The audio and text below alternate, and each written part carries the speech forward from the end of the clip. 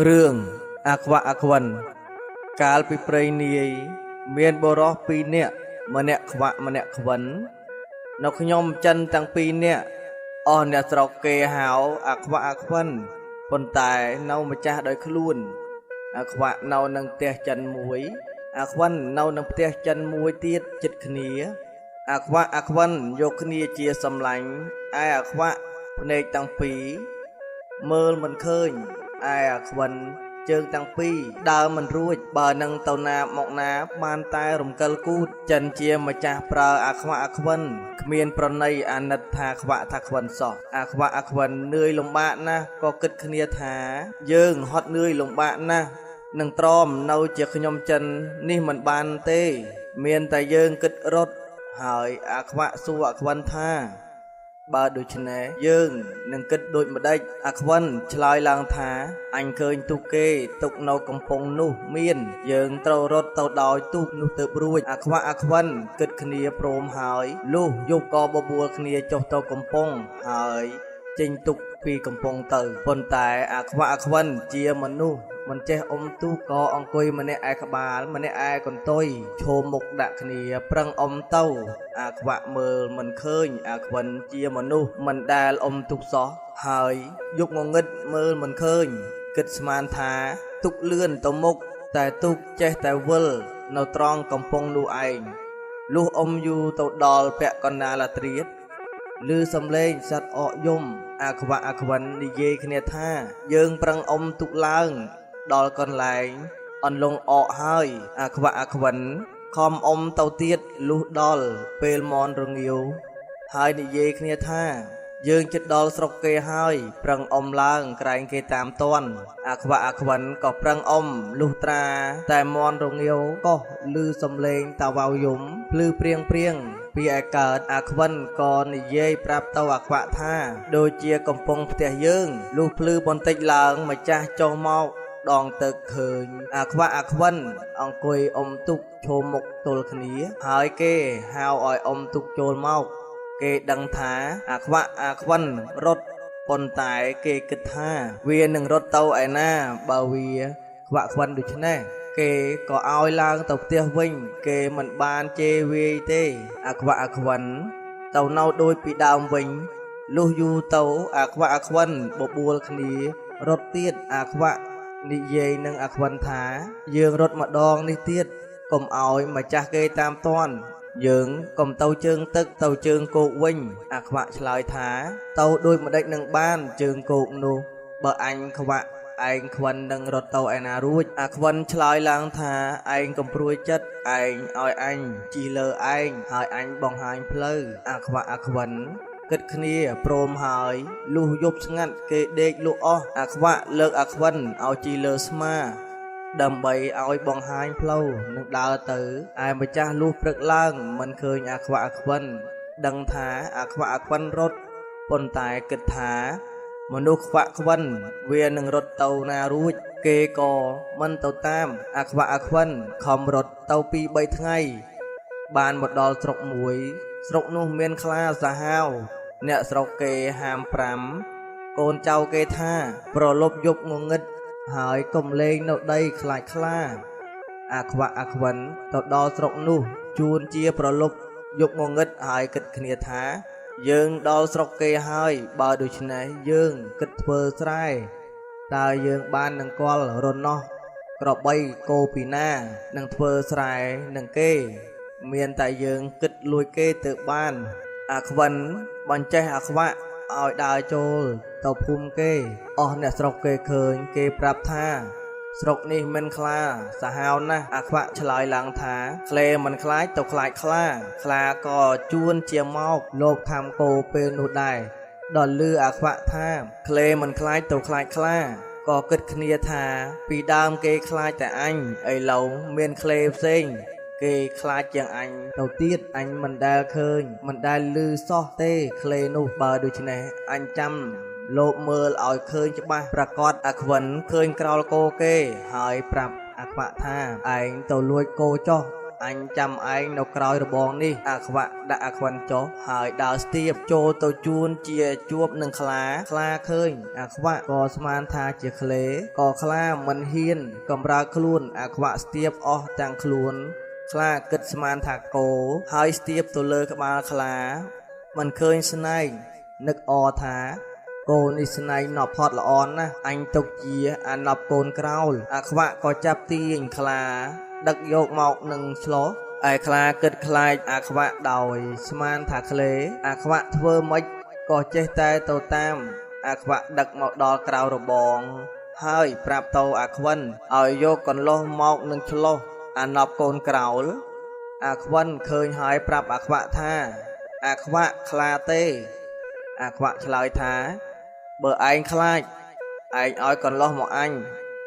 នឹងចាក់ឆ្លោះច្រមុះយកទៅភ្ជួរស្រែអាខ្វិនក៏ហុចកន្លោះទៅឲ្យអាខ្វាក់បានកន្លោះហើយចាក់ច្រមុះខ្លាវាឈឺច្រមុះទ្រាំមិនបានក៏ស្ទុះច្រឡោតស្រែកលឺសូរតែរូមហើយរត់ទៅក្នុងពេលនោះអាខ្វិនខ្លាចស្ទើរស្លាប់ប៉ុន្តែអាខ្វាក់មិនព្រមចេះតែទន្ទិញថាស្ដាយអាណប់កូនក្រោលអញថត់ល្អណាស់ហើយក៏ទៅតាមលុះទៅដល់ពាក់កណ្ដាលស្រែបានឃើញខ្ទមស្រែគេមួយមានទាំងរនាស់ហើយឃើញអណ្ដើកមួយអាខ្វិនឃើញហើយនិយាយប្រាប់អាខ្វាក់ថាវើយអាខ្វាក់មានខ្ទមស្រែគេហើយមានខ្សែពួរនិងចង្អេរសន្ធឹកផងអាខ្វាក់ថាចេះតែយកឲ្យអស់អាខ្វិនប្រកែកថាយកធ្វើអីធ្ងន់ឥតអំពើអាខ្វាក់ថាធ្ងន់អីឯងធ្ងន់តែអញទេចេះតែយកទៅហើយអាខ្វាក់អាខ្វិនយករបស់ទាំងអស់មានបាយមួយឆ្នាំងដែលគេដាំទុកនៅជើងក្រានផងអាខ្វិនកាន់យករបស់សពគ្រប់អស់ហើយក៏ឡើងជិះលើអាខ្វាក់ទៀតអាខ្វាក់ជាមនុស្សមានកម្លាំងខ្លាំងក៏យករបស់ទាំងអស់ទៅលុះដើរចូលព្រៃលិចវាលទៅត្រាតែភ្លឺបានជួបមនុស្សម្នាក់គេមកយកឃ្មុំអាខ្វិនឃើញប្រាប់អាខ្វាក់ថាណែវើយមានគេមកយកឃ្មុំអាខ្វាក់លឺហើយស្រែកទៅអ្នកយកឃ្មុំថាវើយចែកឃ្មុំគ្នាស៊ីផងអ្នកយកឃ្មុំឃើញឆ្លើយថាគ្នាស៊ីតែទឹកទេទុកកាក់ឲ្យឯងហើយអ្នកយកឃ្មុំដោះទុកសត្វធំដាក់ចូលបំពង់ចុកឲ្យចិត្តយកទៅឲ្យអាខ្វាក់កាន់យកទៅលុះដើរលិចវាលចូលព្រៃថ្ងៃណាហើយឃ្លានបាយទើបនិយាយគ្នាថាយើងស៊ីបាយសិនឲ្យមានកម្លាំងសឹមទៅមុខទៀតអាខ្វាក់ដាក់អាខ្វិនចុះហើយដាក់របស់ចេញពីខ្លួនយកបំពង់ឫស្សីដែលអ្នកយកឃ្មុំឲ្យនោះដោយស្មានថាជាសាច់ឃ្មុំមកស៊ីនឹងបាយដល់ដកឆ្នុកឡើងធំក្លិនស្អុយលាមកអាខ្វាក់ថាកន្លែងសំណាក់នេះស្អុយលាមកហើយយើងទៅរកសំណាក់ឈប់ឯមុខទៀតអាខ្វាក់ចុកបំពង់លាមកហើយបបួលអាខ្វិនទៅឈប់ឯមុខទៀតដល់មុខបន្តិចអាខ្វាក់ថាអស់កម្លាំងឃ្លានបាយណាស់រកកន្លែងឈប់ស៊ីបាយអាខ្វិនក៏មើលឃើញម្លប់ល្អហើយមានទឹកត្រពាំងល្មមស៊ីបាយបានអាខ្វិនផ្ទះកំភ្លៀងអាខ្វាក់ឲ្យតម្រង់ចូលទៅកន្លែងម្លប់ឈើនោះឯងដល់ហើយអាខ្វាក់ដកឆ្នុកបំពង់នោះឡើងធំស្អុយទៀតអាខ្វាក់ប្រាប់ទៅអាខ្វិនដូចមុនអាខ្វិនចេះតែស្អុយដូច្នេះឯង2 3ដងក្រោយទៀតអាខ្វាក់ឃ្លានបាយខ្លាំងណាស់បបួលអាខ្វិនឈប់ហើយដកឆ្នុកបំពង់យកដៃលូកទៅធំស្អុយលាមកដឹងថាលាមកក៏ប្រាប់ទៅអាខ្វិនថាវើយអាខ្វិនដែលយកឃ្មុំនោះវាបញ្ឆោតយើងទេចុះអាចមកដាក់បំពង់ហើយចុកមាត់បំពង់ឲ្យមកយើងអាខ្វាក់ខឹងណាស់លាងដៃរួចហើយស៊ីបាយ2នាក់នឹងអាខ្វិនរួចនិយាយគ្នាថាយើងស៊ីបាយឲ្យមានកម្លាំងរួចយើងនឹងទៅតាមសម្រាប់អាចចង្រៃដែលវាបញ្ឆោតឲ្យលាមកយើងឲ្យវាស្លាប់កុំឲ្យវាធ្លាប់តែបញ្ឆោតយើងដូច្នេះអាខ្វិនស៊ីបាយហើយប្រញាប់ទៅរកអ្នកយកឃ្មុំនោះលុះទៅវង្វេងផ្លូវមិនដឹងទៅជាទីឯណាអាខ្វាក់ឮសត្វសសេះចោះដើមឈើយកកណ្ដៀស៊ីគិតស្មានថាអ្នកយកឃ្មុំក៏ស្រែកហៅថាឯងមានចិត្តឯងចុះពីលើដើមឈើមកលុះដើរទៅដល់អាខ្វិនប្រាប់ថាសត្វសសេះចោះដើមឈើទេមិនមែនមនុស្សទេ អាខ្វាក់អាខ្វិនដើរលិចវាលចូលព្រៃលិចព្រៃចូលវាលទៅឆ្ងាយណាស់ក៏បានដល់ស្រុកគេមួយស្រុកនោះឯងមានស្ដេចគង់នៅទីនោះហើយមានយក្សតែងតែមកស៊ីមនុស្សនៅសាលាថ្ងៃដែលអាខ្វាក់អាខ្វិនទៅដល់នោះស្ដេចឲ្យយកនាងពៅជាព្រះរាជបុត្រីក្រមុំតែមួយជាបុត្រីសម្លាញ់ប៉ុន្តែយក្សវាចង់ស៊ីបើមិនឲ្យនាងពៅទៅយក្សស៊ីនោះយក្សវានឹងស៊ីមនុស្សក្នុងនគរទាំងនៃម៉ឺនទាំងស្ដេចនាងពៅអាណិតអស់រះនៅនៃម៉ឺននឹងស្ដេចបានជាមកឲ្យយក្សស៊ីជូនជាថ្ងៃនោះឯងអាខ្វាក់អាខ្វិនទៅដល់សាលានោះហើយអាខ្វិនប្រាប់អាខ្វាក់ថាយើងដល់សាលាសំណាក់ដែលគេឈប់ហើយយើងក៏ល្មមពេលនឹងឈប់ហើយអាខ្វាក់អាខ្វិនចូលទៅក្នុងសាលាឯនាងពៅនៅក្នុងស្គរឬមាត់អាខ្វាក់អាខ្វិនចូលទៅក្នុងសាលាឯនាងពៅនៅក្នុងស្គរឬមាត់អាខ្វាក់អាខ្វិននិយាយហើយសួរទៅថាអ្នកមកពីណាត្បិតសាលានេះស្ដេចធ្វើសម្រាប់ដាក់មនុស្សឲ្យយក្សវាស៊ីសពថ្ងៃតែដល់ពេលប្រលប់យក្សវាហោះមកឬសូរសន្ធឹកដូចជាផ្គរវាមកស៊ីមនុស្សនៅសាលានេះឯខ្លួនខ្ញុំមកឲ្យជាចំណីយក្សដូច្នេះចូលអ្នកចេញទៅជាឆាប់ខំតែនៅមុខជាយក្សស៊ីជាចំណីវាមិនខានទេឯអាខ្វាក់ហេតុជាមនុស្សខ្វាក់ពីកំណើតមិនចេះខ្លាចអ្វីផងមានកម្លាំងរិទ្ធិផងឮហើយក៏ឆ្លើយថាខ្លាចអីយក្សនោះ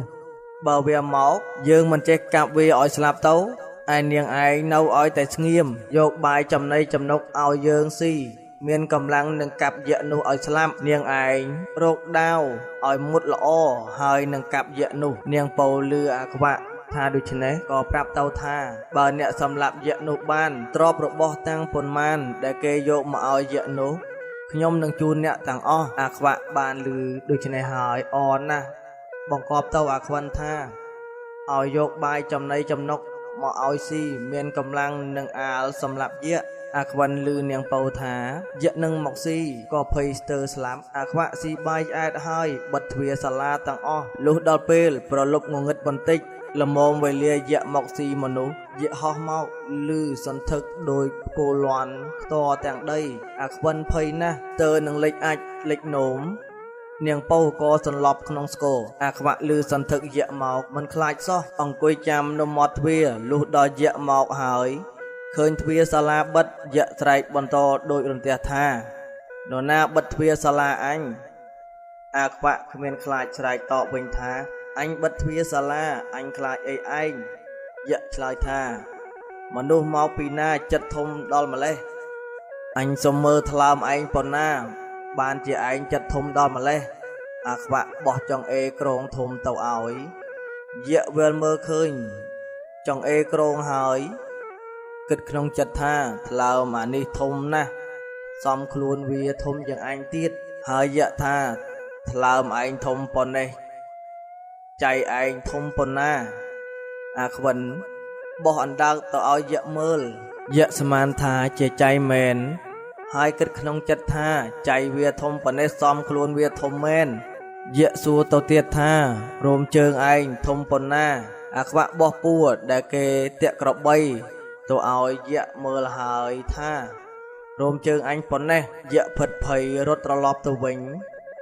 អាខ្វាក់អាខ្វិនប្រាប់ទៅនាងពៅថាយក្សត្រឡប់ទៅវិញហើយ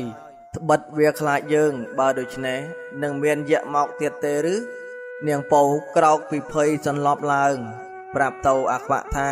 នៅមានយក្សញីមួយទៀតយប់បន្តិចវានឹងមកអាខ្វាក់ឮនាងពៅប្រាប់ដូច្នោះក៏ប្រាប់ទៅអាខ្វិនថាឯងទៅរើយកដាវមួយឲ្យមុតធំល្មមនឹងកម្លាំងអញអាខ្វិនទៅរើសដាវឲ្យអាខ្វាក់លុះយប់យូរបន្តិចទៅយក្សញីវាហោះមកឮសូរសន្ធឹកដូចផ្គរអាខ្វាក់ឮសន្ធឹកយក្សមកដូច្នោះក៏ឈរកាន់ដាវចាំនៅមាត់ទ្វារហើយបិទទ្វារទុកលុះយក្សនោះមកដល់វាច្រានទ្វារអើតកចូលមកអាខ្វាក់ឮសន្ធឹកយក្សច្រានទ្វារកាប់ស្មានទៅត្រូវយក្សដាច់កស្លាប់នៅទីនោះឯងអាខ្វាក់អាខ្វិនដឹងថាយក្សស្លាប់ហើយក៏បបួលគ្នាយកទ្រព្យសម្បត្តិមាសប្រាក់នោះទៅ លុះព្រឹកឡើងអាខ្វាក់ដាក់អាខ្វិនលើហើយដើរទៅឃើញដើមក្រសាំងមួយប្រាប់អាខ្វាក់ឲ្យចូលទៅនឹងចែករបស់គ្នាលុះដល់ហើយអាខ្វាក់ដាក់អាខ្វិនចុះពីលើយករបស់មកចែកគ្នាអាខ្វិនជាមេចំណែកធំរបស់ល្អនៅមុខខ្លួនអាក្រក់ដាក់នៅមុខអាខ្វាក់ហើយសួរទៅអាខ្វាក់ថាឯងយករបស់ខាងមុខឯងឬយករបស់ខាងមុខអញអាខ្វាក់មានប្រាជ្ញាគិតថាអាខ្វិនវាយករបស់អាក្រក់ដាក់មុខខ្លួនក៏ប្រាប់ទៅអាខ្វិនថាអញយករបស់មុខឯងអាខ្វិនដឹងថាអាខ្វាក់យករបស់ល្អក៏ប្រាប់ទៅអាខ្វិនថាចែកគ្នាម្ដងទៀតចែកមុនមិនស្មើគ្នាទេហើយអាខ្វិនយករបស់ចែកម្ដងទៀតដល់ចែកក្រោយទៀតអាខ្វិនយករបស់ល្អដាក់នៅមុខអាខ្វាក់ហើយសួរថាអាខ្វាក់ឯងយករបស់ខាងណាអាខ្វាក់គិតថាម្ដងនេះអាខ្វិនយករបស់ល្អមកដាក់នៅមុខខ្លួនហើយយកដៃស្ទាបរបស់នៅមុខនោះក៏ប្រាប់អាខ្វិនថាអញយករបស់នៅមុខអញអាខ្វិនឃើញអាខ្វាក់បានរបស់ល្អក៏ឆ្លើយឡើងថាចែកមិនត្រូវទេចែកម្ដងទៀតអាខ្វាក់ឯងចែកខ្លួនឯងហើយឯងថាមិនត្រូវអាខ្វិនយករបស់ចែកជាថ្មីទៀតហើយដូចមុនអាខ្វាក់ថាត្រូវតែលើរបស់ល្អអាខ្វិនប្រាប់អាខ្វាក់ថាមិនត្រូវទេចែកម្ដងទៀតអាខ្វិនប្រកែកគ្នាទៅវិញទៅមកពេលនោះផ្លែក្រសាំងជ្រុះមកត្រូវក្បាលអាខ្វាក់គិតស្មានថាអាខ្វិនវាក៏ឆ្លើយថានិយាយតែត្រឹមមាត់មិនអស់ចិត្តដៃដល់ផងទៀតហើយអាខ្វាក់ស្ទុះទៅធាក់ដាល់អាខ្វិនតលតែអាខ្វិនត្រង់ដៃជើងទាំងអស់ឯអាខ្វិនស្ទុះទៅដាល់អាខ្វាក់ត្រូវភ្នែកក៏ជាភ្លឺទាំងពីរអ្នកទាំងពីរក៏បបួលគ្នាចែករបស់តាមល្អតាមអាក្រក់ស្មើទាំងពីរអ្នកហើយបបួលគ្នាដើរទៅទៀតនិយាយពីនាងពៅកាលក្រោយអាខ្វាក់អាខ្វិនទៅដល់ព្រឹកភ្លឺមែនតែនឡើងអស់មនុស្សម្នាគេមកមើលនាងពៅនៅសាលា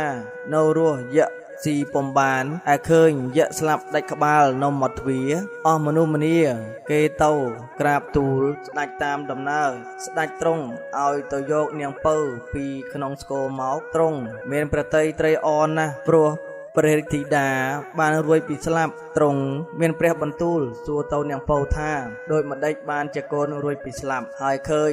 ឯយៈស្លាប់ទៅវិញនាងពៅក្រាបទូលព្រះបិតាតាមដំណើរសពគ្រប់ព្រះរាជបិតាបានឮព្រះរាជធីតាក្រាបទូលដូច្នេះទ្រង់ឲ្យប៉ាវគង់រកអ្នកដែលសម្លាប់យៈនោះទ្រង់នឹងព្រះរាជទានព្រះរាជធីតាជាប្រពន្ធហើយឲ្យសោយរាជឯប៉ាវគង់ទៅក្នុងស្រុកតូចធំជួបនឹងចៅខ្វាក់ចៅខ្វិនហើយចៅខ្វាក់ចៅខ្វិនសួរថាមានកិច្ចកលកិរិយាអីបានជាស្ដេចឲ្យប៉ាវគង់អ្នកប៉ាវគង់ប្រាប់ថាស្ដេចឲ្យប៉ាវគង់មករកអ្នកសម្លាប់យៈនឹងយកទៅឲ្យសោយរាជចៅខ្វាក់ចៅខ្វិនឬក៏ត្រីអណាស់ប្រាប់ថាខ្ញុំនេះហើយសម្លាប់យៈកាលដើមខ្ញុំខ្វាក់ខ្វិនឥឡូវជាហើយមិនជឿសោតមានទាំងរបស់ដែលខ្ញុំយកមកជាសម្គាល់ផងអ្នកប៉ាវគង់នាំចៅខ្វាក់ចៅខ្វិនទៅថ្វាយស្ដេចលុះដល់ហើយចៅខ្វាក់ចៅខ្វិនយកតាំងរបស់ដែលយកអំពីសាលាចូលទៅកលស្ដេចគ្រាន់តែជាសម្គាល់ចៅខ្វាក់ចៅខ្វិនក្រាបថ្វាយបង្គំស្ដេចទ្រង់មានព្រះបន្ទូលសួរថាចៅឯងឬដែលសម្លាប់យៈចៅខ្វាក់ចៅខ្វិនក្រាបទូលតាមដំណើរសពគ្រប់ស្ដេចទ្រង់ឲ្យហៅនាងពៅឲ្យមកមើលហើយទ្រង់សួរថាចៅនេះឬដែលសម្លាប់យៈនាងពៅក្រាបទូលថាអ្នកនេះហើយដែលសម្លាប់យៈប៉ុន្តែកាលពីមុនគាត់ខ្វាក់ខ្វិនឥឡូវនេះមិនខ្វាក់ទេស្ដេចទ្រង់ជ្រាបទ្រង់សំគុំនាងពៅឲ្យទៅជាប្រពន្ធចៅខ្វាក់ឲ្យសោយរាជជំនួសព្រះអង្គដល់ចៅខ្វាក់បានសោយរាជហើយឲ្យចៅខ្វិនធ្វើជាឧបរាជត្បិតជាមនុស្សកំសត់កម្រផងគ្នាក៏បានសេចក្តីសុខរៀងដរាបទៅ